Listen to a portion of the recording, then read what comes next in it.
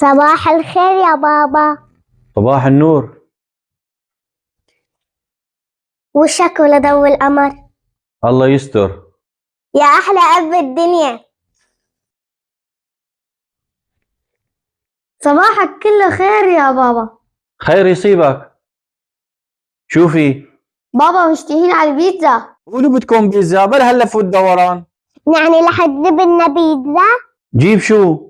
أنا اللي بدي أعمل لكم البيتزا بإيدي. شو هي البيتزا ما بدها شيء. لا الله يوفقك.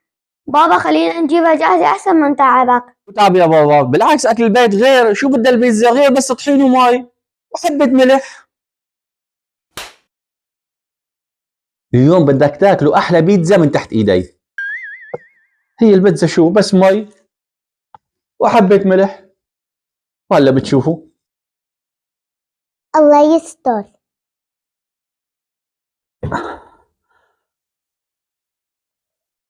بابا بجيب لك شاكوش؟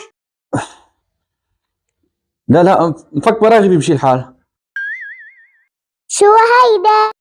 هاي بيتزا؟ شو هي البيتزا غير شوية طحينة وشوية مي؟ إيش بابا البيتزا بس بطحين ومي وملح؟ طيب يا بابا وين الخميرة بالموضوع؟